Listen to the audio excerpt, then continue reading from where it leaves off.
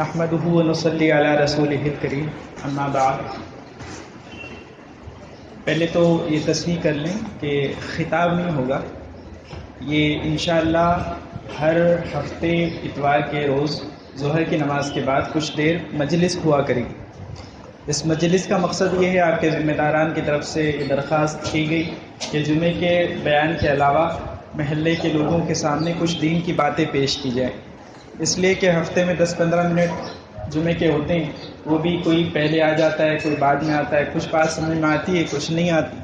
تو یہ جو مجلس ہوا کرے گی اس میں کتاب پڑھ کر سنائی جائے گی، کوئی باقاعدہ بیان نہیں ہوگا، لیکن انشاءاللہ وہ ایسی چیزیں آپ کے سامنے پیش کی جائیں گی ترتیب کے ساتھ میں، تاکہ ہماری پوری زندگی، دیکھیں ہم کہتے ہیں کہ ہماری زندگی 100% دین پر آ جائے، ہماری زندگی میں سنتیں داخل ہو جائیں، لیکن ہمیں یہ احساس نہیں ہوتا کہ 100% دین تو بہت دور کی بات ہے، لیکن دین ہماری زندگی میں آئے گا کیسے جب تک ہمیں یہی علم نہیں ہوگا کہ دین ہے کیا۔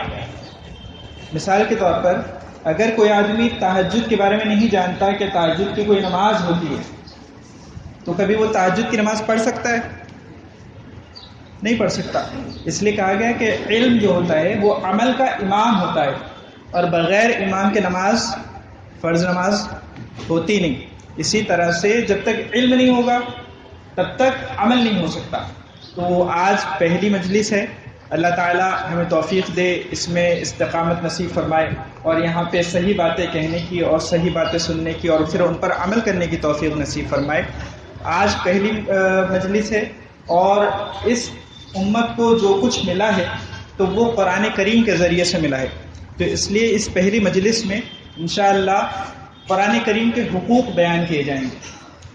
ہم میں سے الحمدللہ سب مسلمان ہیں، اور ہم میں سے سب قرآن کریم پڑھتے بھی ہیں، لیکن اکثر کا معاملہ یہ ہے کہ اس سے زیادہ قرآن کا حق نہیں پتہ کہ قرآن کے اوپر کوئی کتاب نہ رکھی جائے، یا قرآن کسی کی پیٹھ کے پیچھے بیٹھ کر نہ پڑھا جائے۔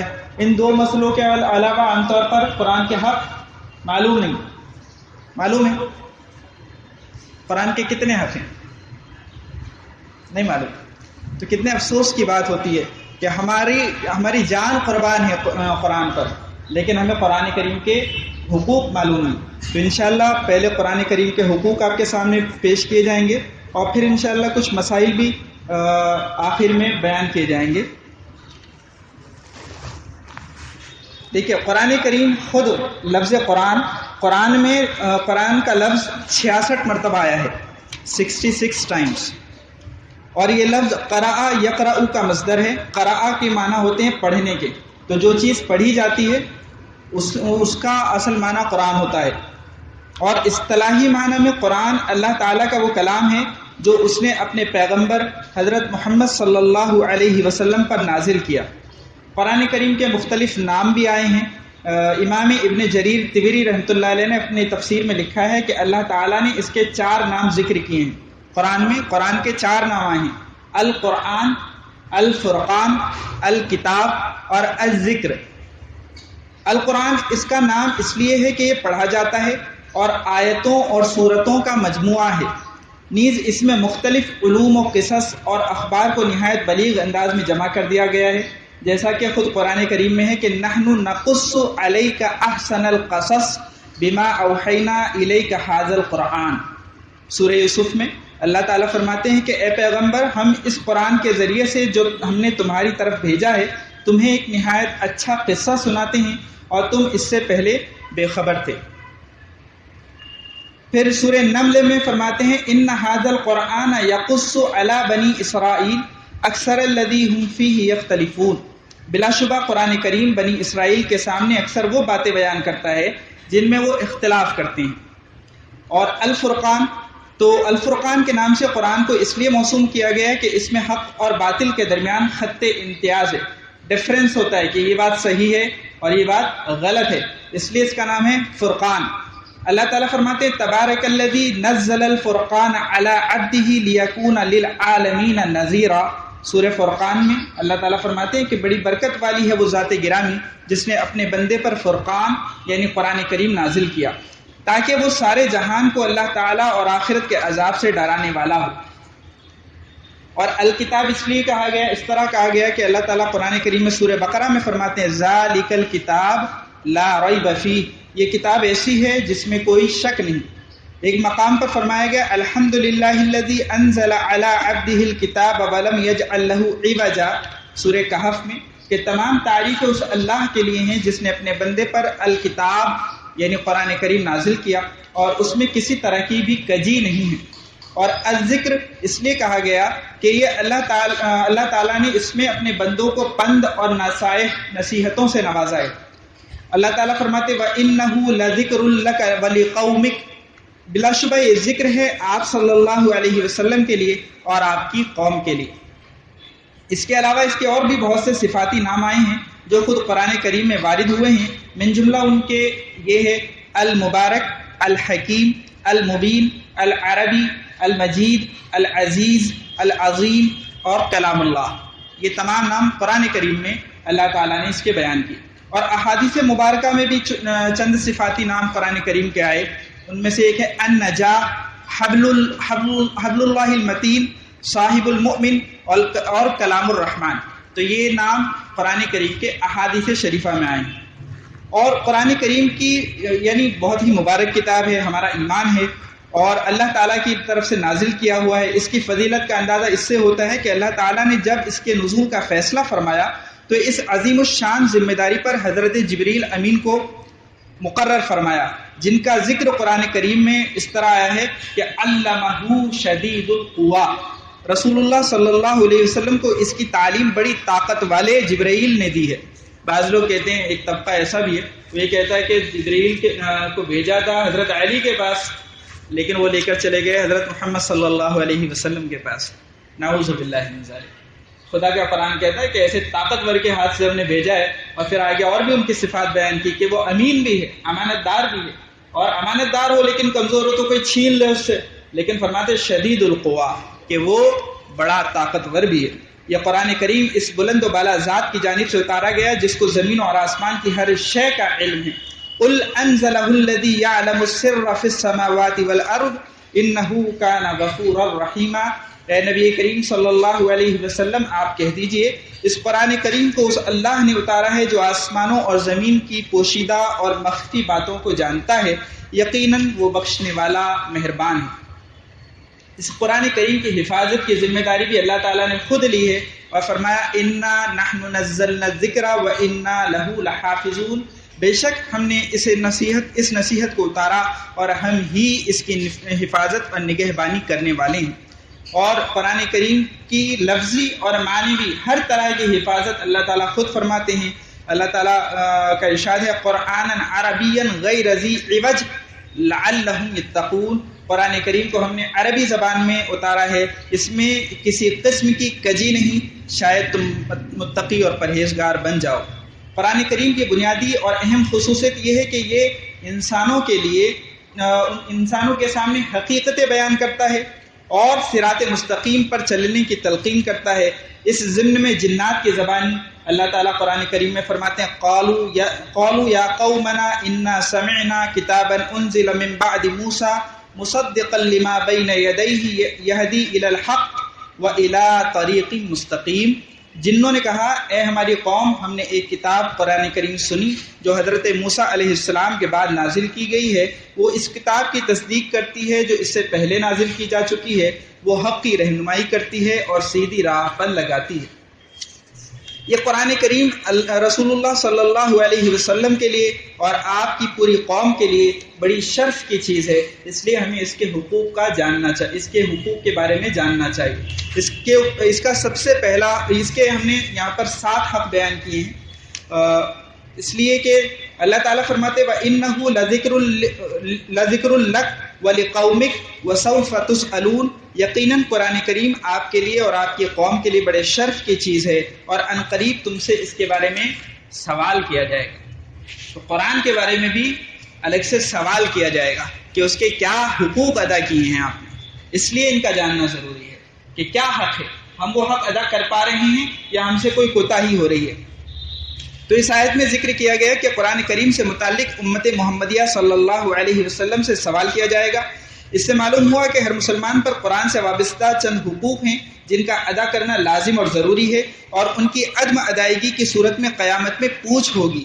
تاریخ شاہد ہے کہ جب تک مسلمانوں نے قرآن کریم کو مضبوطی سے تھامے رکھا، اس کی تعلیمات پر عمل کرتے رہے، تب تک بلا ظاہری اسباب و وسائل کے بھی ساری دنیا میں سربلند رہے۔ لیکن جب مسلمانوں کا قرآن کریم سے رشتہ کمزور ہوا تو دنیا میں اس قوم کو ذلت کا سامنا کرنا پڑا۔ ہمارا ایمان ہے کہ قرآن کریم میں دنیا و آخرت کی بھلائی و کامیابی کا گر موجود ہے۔ ضرورت صرف اس بات کی ہے کہ امت اس سے اپنا رشتہ قائم کرے، اور اس کے لیے ضروری ہے کہ اس کے حقوق وہ جانے۔ تو اس کے 7 حق ہیں۔ پہلا حق ہے قرآن کریم پر ایمان لانا، دوسرا حق ہے اس کی حفاظت کرنا، اور تیسرا حق ہے اس کا احترام کرنا، اور چوتھا حق ہے اس کی تلاوت کرنا، پانچواں حق ہے اس میں تدبر اور غور و فکر کرنا، اور چھٹا حق ہے اس پر عمل کرنا، اور ساتواں حق ہے اس کی تبلیغ کرنا، قرآن کریم کی تبلیغ کرنا، لوگوں تک اس کا پیغام پہنچانا۔ اب ان 7 حقوق کو ذرا سا تفصیل سے سمجھتے ہیں۔ اللہ تعالیٰ کا ارشاد ہے، یا ایھا الذین آمنوا آمنوا باللہ ورسولہ والکتاب الذی نزل علی رسولہ والکتاب الذی انزل من قبل ومن یکفر باللہ وملائکتہ وکتبہ ورسلہ والیوم الآخر فقد ضل ضلالا بعیدا۔ اے ایمان والو، تم اللہ پر، اس کے رسول پر اور اس کتاب پر جو اس اللہ نے اپنے رسول پر اتاری، اور اس کتاب پر جو اس نے اس سے پہلے اتاری، ایمان لے آؤ۔ اور جو کوئی اللہ اور اس کے فرشتوں، اس کی کتابوں، اس کے رسولوں اور آخرت کے دن کا انکار کرے تو وہ بے شک بہت دور ضلالت اور گمراہی میں جا پڑا۔ ایک مقام پر ایمان والوں کی تعریف بیان کرتے ہوئے اللہ تعالیٰ نے فرمایا، آمن الرسول بما انزل الیہ من ربہ والمؤمنون کل آمن باللہ وملائکتہ وکتبہ ورسلہ۔ وہ رسول اس پر ایمان لائے جو کچھ ان پر ان کے رب کی طرف سے نازل کیا گیا، اور ایمان والے بھی یہ سب ہی دل سے اللہ پر، اس کے فرشتوں پر، اس کی نازل کی ہوئی کتابوں پر اور اس کے رسولوں پر ایمان رکھتے ہیں۔ ایک مقام پر فرمایا، فآمنوا باللہ ورسولہ والنور الذی انزلنا، پس ایمان لاؤ اللہ پر، اس کے رسول پر، اس نور پر جو ہم نے تمہارے پاس اتارا ہے۔ یہاں نور سے مراد قرآن کریم ہے، کیونکہ نور کی حقیقت یہ ہے کہ وہ خود بھی ظاہر اور روشن ہو اور دوسری چیزوں کو بھی ظاہر اور روشن کر دے۔ قرآن کریم کا اپنے اعجاز کی وجہ سے خود روشن ہونا اور ظاہر ہونا کھلی بات ہے، اور اس کے ذریعے اللہ تعالیٰ کے راضی ہونے اور ناراض ہونے کے اسباب اور احکام اور شریعت اور تمام حقائق کے عالم آخرت، یہ تمام باتوں کا جاننے کے لیے انسان کو اس کی ضرورت پڑتی ہے، اور جب وہ جان لیتا ہے تو وہ بھی روشن ہو جاتا ہے۔ اس کے علاوہ احادیث مبارکہ میں رسول اللہ صلی اللہ علیہ وسلم نے بھی قرآن کریم پر ایمان لانے کے متعلق ارشاد فرمایا ہے کہ ایمان یہ ہے کہ تم اللہ پر ایمان لاؤ، فرشتوں پر ایمان لاؤ، اس کی نازل کی ہوئی کتابوں پر ایمان لاؤ، اس کے بھیجے ہوئے رسولوں پر ایمان لاؤ، آخرت کے دن پر ایمان لاؤ، اور اس بات پر ایمان لاؤ کہ تقدیر اچھی ہو یا بری اسی کی طرف سے ہے۔ کتابوں پر ایمان لانے سے مراد ان تمام کتابوں پر ایمان لانا ہے جن کا منزل من السماء ہونا معلوم ہوتا ہے، یعنی توریت، انجیل، زبور اور قرآن کریم۔ لیکن اس وقت جو دوسری کتابیں موجود ہیں ان کا منزل من السماء ہونا یعنی آسمانوں سے اترنا معلوم نہیں قرآن کریم کے علاوہ، اس لیے اب ان پر یعنی بائبل وغیرہ یا انجیل وغیرہ اب جو ملتی ہیں، دستیاب ہیں، تو اس پر ایمان لانا نہیں، اس طرح ایمان لانا کہ اللہ نے جو انجیل نازل کی، اللہ نے جو توریت نازل کی، اللہ نے جو زبور نازل کی، اس پر ہم ایمان لائے۔ اور صرف قرآن کریم ایسی ہے کہ یہ جس طرح اللہ نے نازل کی ہے اسی طرح ہمارے پاس موجود ہے۔ یہ پہلا حق، قرآن کریم پر ایمان لانا۔ دوسرا حق، قرآن کریم کی حفاظت کرنا ہے، اس کی حفاظت کی جائے۔ قرآن کریم اللہ تعالیٰ کی نازل کردہ آخری کتاب ہدایت ہے، جس طرح خاتم النبیین حضرت محمد صلی اللہ علیہ وسلم کے بعد اب کوئی نیا نبی نہیں آنے والا، اسی طرح قرآن کریم کے بعد اللہ تعالیٰ کی جانب سے کوئی بھی کتاب نہیں آنے والی۔ اب قیامت تک جو لوگ اللہ کے احکام پر عمل کرنا چاہتے ہیں ان کے لیے ضروری ہے کہ وہ قرآن کریم کو ہی فالو کریں۔ اب قیامت تک پیدا ہونے والے انس اور جن کی رہنمائی قرآن کریم کے ذریعے سے ہوگی، اسی لیے اللہ تعالیٰ نے خود اس کی حفاظت کا ذمہ لیا اور فرمایا انا نحن نزلنا الذکر وانا لہ لحافظون۔ در حقیقت یہ اللہ جل شانہ کی ہی حفاظت ہے کہ قرآن کریم 14 صدیاں گزرنے کے باوجود اسی طرح محفوظ اور موجود ہے جس طرح نازل ہوا تھا. نیز یہ حفاظت صرف حروف اور الفاظ اور اعراب اور حرکات کی حد تک نہیں بلکہ اس کے معانی اور مطالب بھی محفوظ ہیں. اس لیے اگر کوئی آدمی اپنی عقل کے گھوڑے دوڑا کر کوئی بات کہتا ہے کہ قرآن کریم کی آیت کا یہ مطلب ہے تو علماء اپنے سر پر کفن باندھ کر کہتے کہ نہیں، اس آیت کا مطلب یہ نہیں ہے. صحابہ کو اللہ کے نبی صلی اللہ علیہ وسلم نے اس کا یہ مطلب سمجھایا تھا اور ہم تک یہ مطلب پہنچا ہے اور یہی اس کا مطلب ہے. اسی لیے جمہور علماء کے قول کے مطابق قرآن کریم کو عربی اور رسم عثمانی کے مطابق لکھنا واجب ہے. قرآن کریم کی جو اسکرپٹ ہوتی ہے اس کو عربی کے علاوہ عربی میں بھی رسم عثمانی یعنی حضرت عثمان رضی اللہ عنہ کے زمانے میں جس طرح وہ لکھا گیا اسی انداز میں لکھنا ضروری ہے. اور عربی کے علاوہ قرآن کا لکھنا حرام ہے. عربی کے علاوہ قرآن کا پڑھنا حرام ہے. آج کل ٹرانسلیٹریشن چلتا ہے کہ انگلش میں لکھ دیا، انگلش میں لکھ دیا، ہندی میں لکھ دیا، گجراتی میں لپی چینج کر دیتے ہیں. حرام ہے. اس کا پڑھنا بھی حرام، اس کا خریدنا بھی حرام، اس کا جو بھی اس میں کام ہوگا وہ سب ناجائز ہے. اس لیے کہ قرآن کریم کو عربی میں پڑھنا، عربی میں سیکھنا فرض اور واجب ہے. عربی میں اس کی حفاظت واجب ہے. اگر کوئی آدمی نیا مسلمان ہو تو اس کے لیے یہ کیا جائے کہ کوئی عربی پڑھنے والا جو عربی میں پڑھ سکتا ہے وہ پڑھ کر اس کو سنائے اور وہ یاد کر لے. یہ طریقہ ہے. یہ طریقہ نہیں ہے کہ اس کو غیر رسم عثمانی میں یا ہندی انگلش میں لکھ کر دے دیا جائے، یہ جائز نہیں. قرآن کریم کا تیسرا حق ہے اس کا احترام کرنا. تو ماشاءاللہ اللہ کا احسان ہے کہ مسلمانوں میں یہ کسی درجے میں پایا جاتا ہے. یہ جو بعض دفعہ مسجدوں میں بھی جھگڑے ہوتے ہیں کہ قرآن ایسے رکھ کے کیوں پڑھ رہے ہو، تو یہ اصل میں اسی محبت کا تقاضا ہے. لیکن یہ مسئلہ سمجھ لیں کہ اگر پہلی صف میں کوئی بیٹھا ہے اور آپ دوسری صف میں بیٹھے ہوئے قرآن پڑھ رہے ہیں اور پہلی صف میں جگہ نہیں کہ آپ پہلی صف میں بیٹھ کر قرآن پڑھیں، تو آپ دوسری صف میں ہی بیٹھے بیٹھے قبلے رخ ہو کر قرآن کریم پڑھ سکتے ہیں. اس میں کوئی حرج نہیں. آپ لوگوں کے لیے ممکن ہے بہت سو کے لیے بہت نیا مسئلہ ہو، لیکن یہ مسئلہ صاف لکھا ہوا ہے کہ قرآن کریم کو بیت اللہ کی طرف یعنی قبلہ رخ ہو کر پڑھنا مستحب ہے. اور کسی کی پیٹھ کے پیچھے بیٹھ کر پڑھنا زیادہ سے زیادہ ادب کے خلاف ہے اور مستحب کا درجہ ادب سے پہلے ہوتا ہے. تو اس لیے قبلہ رخ بیٹھ کر ہی پڑھنا چاہیے. ابھی رمضان کا مہینہ آ رہا ہے انشاءاللہ، یعنی ویسے تو سارے زمانے میں پڑھنا چاہیے. ہمارے یہاں یہ کم رواج ہے، عربوں میں ہے کہ مسجد میں آئے تھوڑا وقت بھی ہے قرآن کریم لے کر شروع ہو جاتے ہیں. ہمارے یہاں ادھر ادھر کی دیکھتے رہتے ہیں، یہ دیکھتے رہتے ہیں یہاں صفائی ہوئی کہ نہیں، یہ پنکھا چل رہا ہے کہ نہیں، یہ لائٹ کا کیا ہو گیا. تو یہ خیر قرآن کریم پڑھنا چاہیے. اور اگر ایسی نوبت آئے کہ پہلی صف بھری ہوئی ہے دوسری صف میں آپ بیٹھیں تو بھی آپ قبلہ رخی بیٹھ کر قرآن کریم پڑھیے. اس سے صفوں کی بھی ایک ترتیب رہتی ہے. کوئی ادھر کو بیٹھ گیا کوئی ادھر کو بیٹھ گیا، یہ کوئی مناسب طریقہ نہیں ہے. اور ہم نے اپنے اساتذہ کو دیکھا جامعہ اسلامیہ تعلیم الدین ڈابیل میں، وہاں 700-800 کا مجمع ہوتا ہے. ہر صف میں لوگ بیٹھ کر لے کر قرآن کریم پڑھ رہے ہوتے ہیں. آگے شیخ الحدیث بھی بیٹھا ہوتا ہے، شیخ التفسیر بھی بیٹھا ہوتا ہے، مفتی اعظم بھی بیٹھا ہوتا ہے. کبھی کسی نے ہم نے تو نہیں دیکھا کہ کوئی کسی کو منع کرے. تو قرآن کریم کا احترام یہ ایمان والوں پر فرض ہے. اللہ تعالیٰ نے فرمایا انہ لقرآن کریم فی کتاب مکنون لا یمسہ الا المطہرون تنزیل من رب العالمین. بلا شبہ یہ بڑی عظمت اور رتبے والا قرآن ہے جو ایک محفوظ کتاب میں پہلے سے درج ہے. اس کو وہی لوگ چھوتے ہیں جو خوب پاک ہیں. یہ تمام جہانوں کے پروردگار کی طرف سے تھوڑا تھوڑا کر کے اتارا جا رہا ہے حضرت نبی کریم صلی اللہ علیہ وسلم کے زمانے میں. اور اللہ تعالیٰ ارشاد فرماتے ہیں وقال الرسول یا رب ان قوم اتخذوا هذا القرآن مہجورا.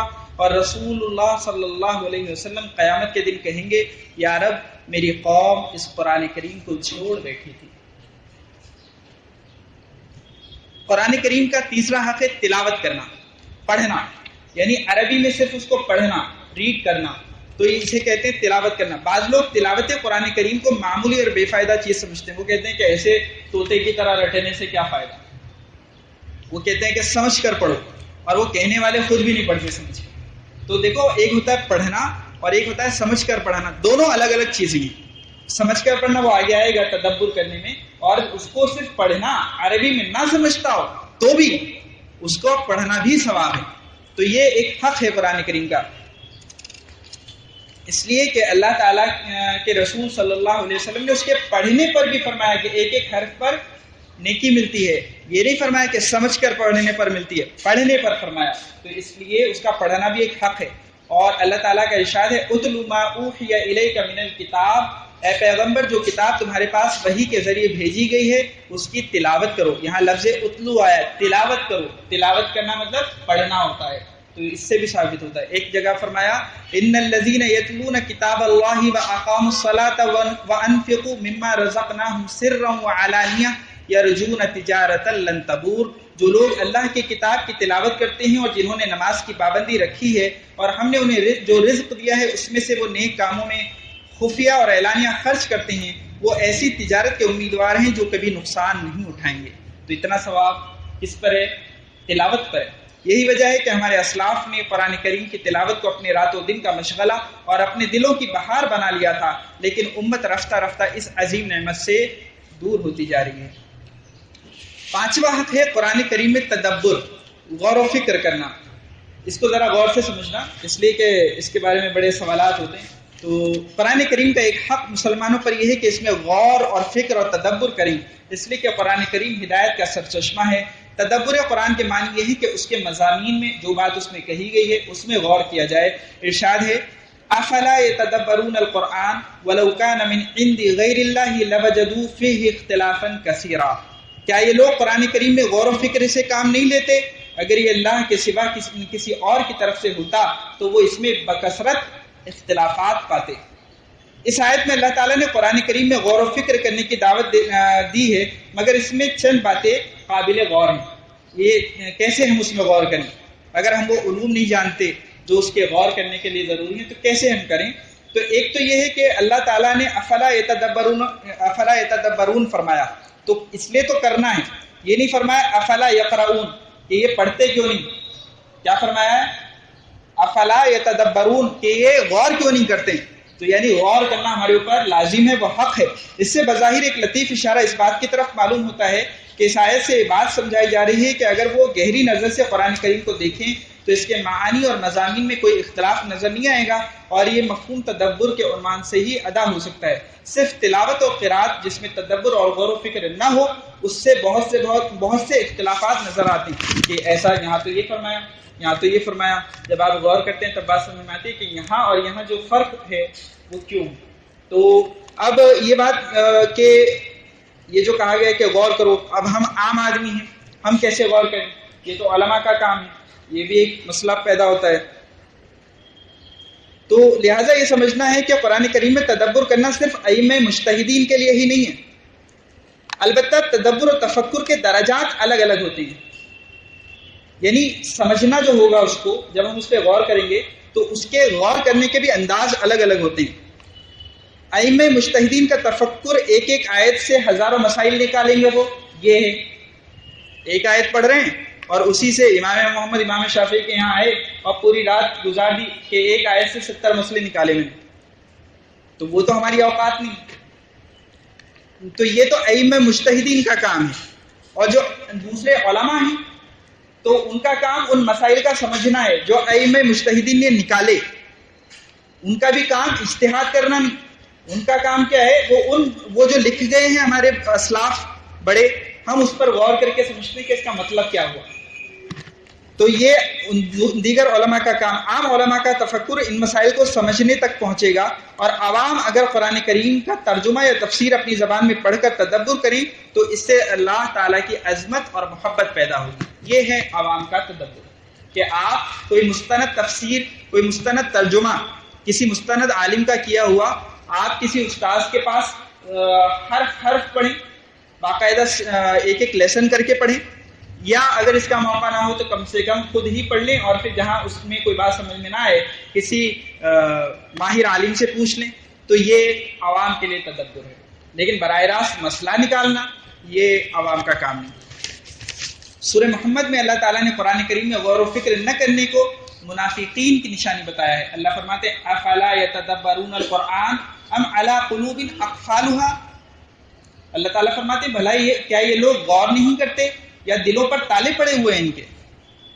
تو یہ منافقین کی نشانی بتلا ہے. اس لیے قرآن کریم کا ترجمہ تفسیر کسی عالم سے پڑھنا یہ بھی ہمارے لیے ضروری ہے. اور چھٹا حق ہے قرآن کریم کا اس پر عمل کرنا.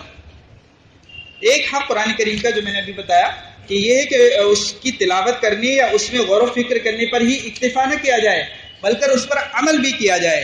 یہ بھی ہمارے اوپر قرآن کریم کا حق ہے. اور اللہ تعالیٰ ارشاد فرماتے ہیں اتبع ما اوحی الیک من ربک، اے پیغمبر آپ پر آپ کے پروردگار کی طرف سے جو وحی بھیجی گئی ہے آپ اس کی اتباع کیجیے، پیروی کیجیے. ایک مقام پر فرمایا اتبعوا ما انزل الیکم من ربکم، لوگوں جو کتاب تمہارے پروردگار کی طرف سے اتاری گئی ہے اس کے پیچھے چلو، اس کی اتباع کرو. اور ایک جگہ فرمایا واتبعوا احسن ما انزل الیکم من ربکم من قبل ان یأتیکم العذاب بغتۃ وانتم لا تشعرون، اور تمہارے پروردگار کی طرف سے تمہارے پاس جو بہترین باتیں نازل کی گئی ہیں ان کی پیروی کرو قبل اس کے کہ تم پر اچانک عذاب آ جائے اور تمہیں پتہ بھی نہ چلے. یعنی قرآن کریم کی اتباع نہیں کی جائے گی، اس پر عمل نہیں کیا جائے گا تو کیا ہوگا؟ اللہ کا عذاب آئے گا. ساتواں حق یہ ہے کہ قرآن کریم کی تبلیغ بھی کی جائے. قرآن کریم کا حق مسلمانوں پر یہ ہے کہ اس کی تبلیغ دوسری قوموں میں بھی کی جائے جتنی اس کے اندر طاقت ہے. حتی المقدور اس بات کی کوشش کی جائے کہ دعوت اجابت دوسری جو باقی امت ہے تو وہ اس کے سامنے دعوت پیش کرے، قرآن کریم پیش کرے. یہ بھی ہمارے اوپر فرض ہے قرآن کریم کی تبلیغ. اللہ تعالیٰ فرماتے ہیں کذالک ارسلناک فی امۃ قد خلت من قبلها لتتلو علیہم الذی اوحینا الیک وہم یکفرون بالرحمن. اے پیغمبر جس طرح دوسرے رسول بھیجے گئے تھے اسی طرح ہم نے تمہیں ایک ایسی امت میں رسول بنا کر بھیجا ہے جس سے پہلے بہت سی امتیں گزر چکی ہیں تاکہ تم ان کے سامنے وہ کتاب پڑھ کر سنا دو جو ہم نے وحی کے ذریعے تم پر نازل کی ہے. اور یہ لوگ اس ذات کی ناشکری کر رہے ہیں جو سب پر مہربان ہے. تو ان کے ناشکری کرنے کی ایک وجہ یہ ہے کہ ہم نے ان تک قرآن نہیں پہنچایا. ایک مقام پر فرمایا وَإِمَّا نُرِيَنَّكَ بَعْضَ الَّذِي نَعِدُهُمْ أَوْ نَتَفَوَّيْ یہ مجھ سے غلطی ہو رہی ہے، اللہ معاف کرے. اس کا ترجمہ ہے اور جس بات کی دھمکی ہم ان کافروں کو دیتے ہیں چاہے اس کا کوئی حصہ ہم تمہیں تمہاری زندگی میں دکھا دیں یا اس سے پہلے ہی تمہیں دنیا سے اٹھا لیں، بہرحال تمہارے ذمے تو صرف پیغام پہنچا دینا ہے اور حساب لینے کی ذمہ داری اللہ تعالیٰ کی. اس لیے یہاں ہمارے ذمہ کیا ہے؟ پیغام پہنچا دینا. حساب لینے کی ذمہ داری اللہ تعالیٰ کی ہے. تو یہ 7 حق ہیں اللہ کے قرآن کے ہم پر. ایک آئندہ مجلس سے یا تو موبائل میں کلر نوٹ وغیرہ ہوتا ہے، نوٹ پیڈ وغیرہ ہوتا ہے، اس میں نوٹ کر لیا کریں یا کاغذ بھی رکھا کریں. کوئی بات ایسی بھی ہونی چاہیے کہ ہماری گرہ میں بندھ جائے اور ہم اپنے گھر پر بھی جا کر اس کو بتا سکیں. تو 7 حق ہیں، پھر سے ان کو سن لیجئے. قرآن کریم پر ایمان لانا، اس کی حفاظت کرنا، اس کا احترام کرنا، اس کی تلاوت کرنا، تدبر اور غور و فکر کرنا اور اس پر عمل کرنا اور لوگوں تک اس کی تبلیغ کرنا. اللہ تعالی ہم سب کو اس پر عمل کرنے کی توفیق نصیب فرمائے.